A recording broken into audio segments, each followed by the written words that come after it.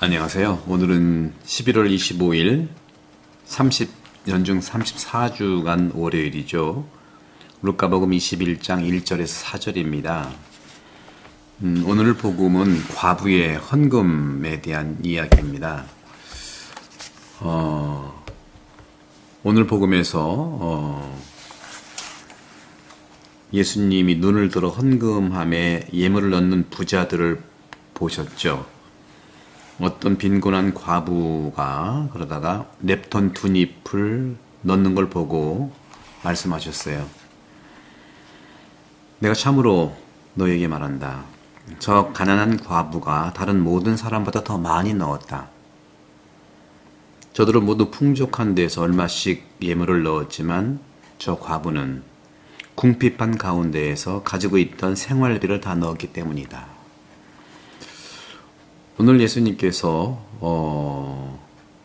헌금함에 예물을 넣는 몇몇 부자들을 보고 계셨어요. 가톨릭이든 또 교회든 헌금을 모으는 것은 두 가지 측면이 있는데요. 그것은 사회의 조건에서 유래하고 실제 생활에 의해서 결정되지만 부분적으로는 하느님에 대한 인격적, 즉 개인적인 태도를 표현하는 거예요. 저희 본당에서도 성모님 앞에 이제 초를 봉헌하는 그 봉헌 때가 있는데 적지 않은 분들이 초를 봉헌하는 걸 많이 볼 수가 있습니다. 개인적인 그러한 믿음의 태도를 표현하는 것이죠. 물론 사회에 대한 기도도 봉헌하지요, 당연히.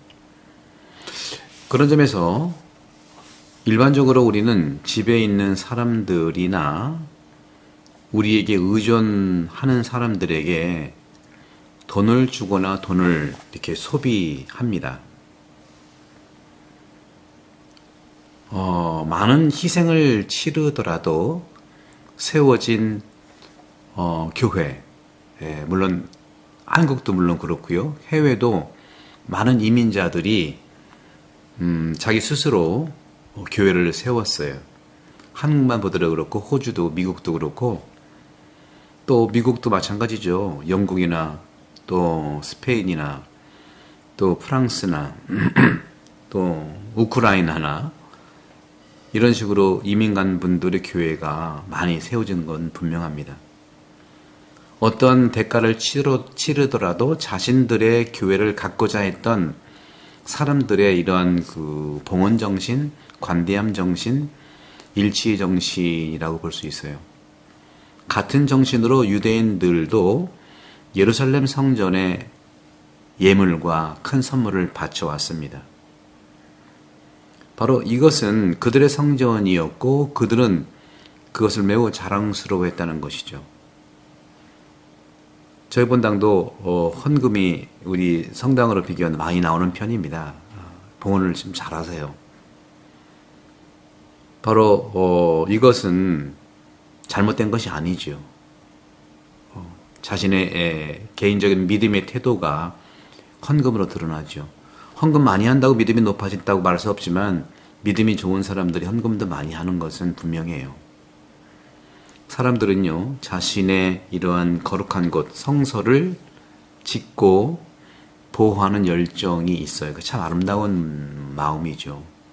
하지만 그리스도교, 우리 천주교는, 가톨릭은 우리라고 하는 단어가 확장되어서 영적인 단어가 되기를 사실은 교회와 하느님은 요청하고 있는 거예요. 제가 늘 말씀드렸죠. 불교는 개인 종교로 출발했고 유교는 가족 종교, 가톨릭은 물론 개인과 가족 기본이 되죠. 하지만 이웃 종교, 이웃을 사랑하는 종교예요. 가족도 그렇지 않습니까? 가족도 가족끼리 결혼한 거 없어요. 이웃과 이웃이 만나서 가족이 되는 거잖아요. 그죠? 인간 본질과 그 속성을 가톨릭은 기초에 둔 거라고 저는 봅니다. 따라서 영적이라는 것이 뭐냐? 나 개인적인 것과 소유적인 것과 물질적인 것이 공동체적인 것이 영적인 것이고 또 익명의 그리스도인들도 영적이라고 하는 공동체 일원이 되는 거예요. 그리고 2차 받은 공예 이후에 구원론의 입장에서 확장된 것이죠. 가톨릭 신자가 아니더라도 세례를 받지 않다 하더라도 자기 탓이 아닌 이유로 그리스도처럼 살았다면 구원된다는 거예요. 구원 보편성을 얘기하는 거죠. 이건 유스티노 성인도 그런 말씀을 하셨죠. 바로 로고스 스페르마티코스라고 해서 말씀의 씨앗이라는 겁니다. 교회에서 제공하는 또 제공되는 모든 은사가 그 영적인 가치, 다시 말하면 우리가 드리는 영에 따라 평가가 되는 겁니다. 오늘 주님께서 말씀하신 이 가난한 과부는 다른 사람보다 더 많이 넣었다. 교회의 헌금의 가치를 경제적인 관점에서만 계산한다면 부유한 사람들만이 헌금을 해야 하겠죠. 가난한 사람은 헌금할 수가 없겠죠. 하지만 믿는 이들은, 거룩한 믿는 이들은 가난한 사람들로부터 이렇게 봉헌하기 시작했고, 실제로 저도 이태리에서 실험을 해봤는데 잘 사는 북쪽 밀라노 중심하고 잘 못 사는 남쪽 나폴리 중심하고의 헌금도 그렇고요.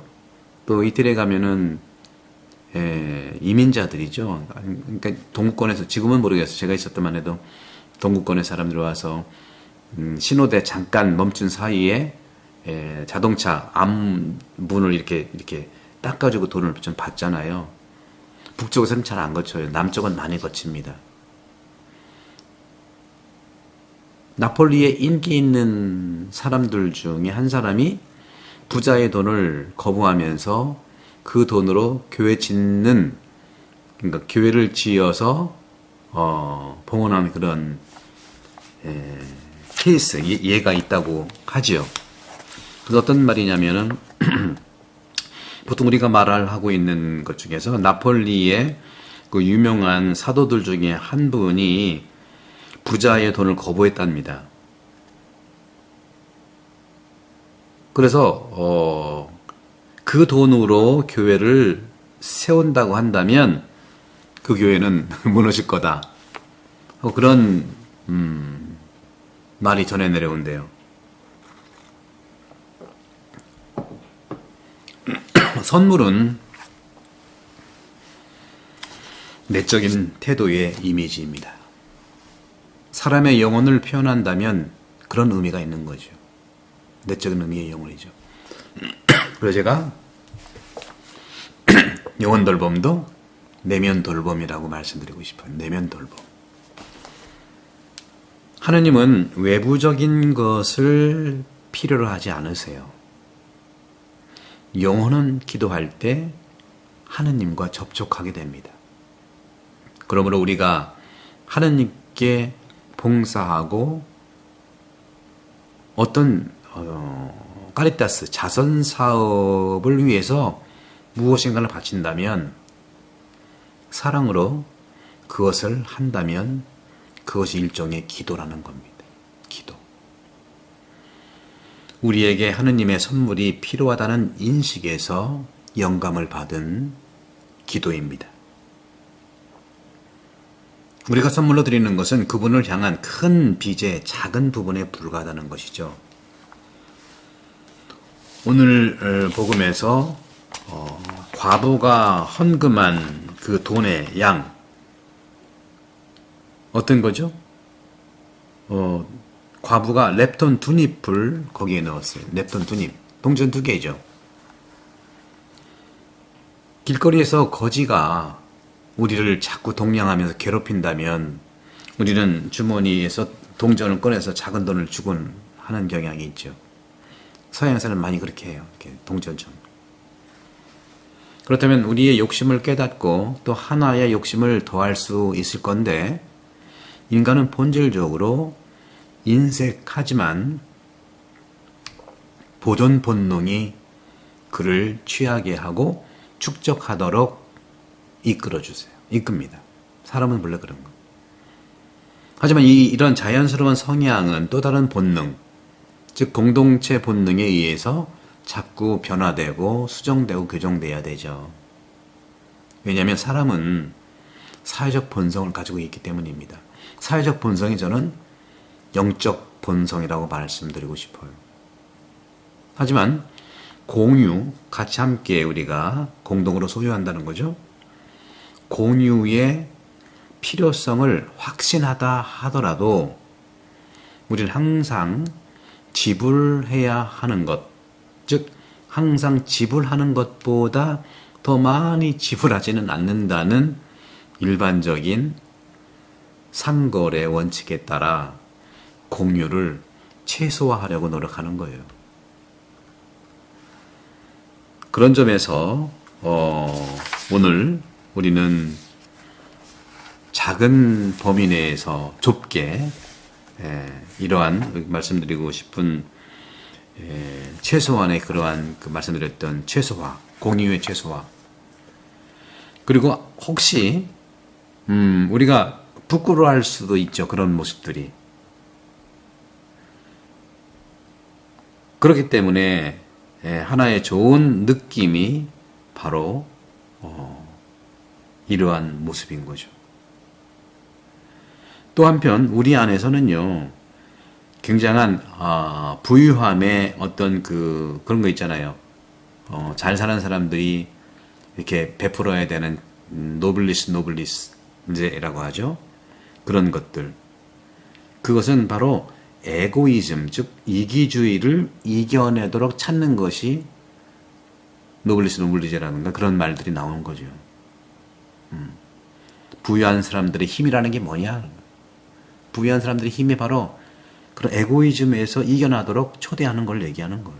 그런 점에서 전 세계적으로 많은 부자들이 정기적으로 이렇게 봉헌하는 거, 도네이션하는 거, 유명 가수들 참 대단한 일입니다.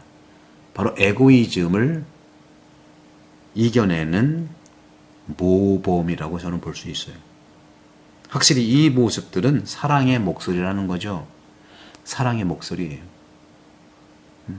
하느님의 자비를 반영하는 그런 점에서 이러한 신적인 이 봉헌은, 이익은 바로 우리 모두를 사랑의 목소리로 드러내고 참여한다는 겁니다.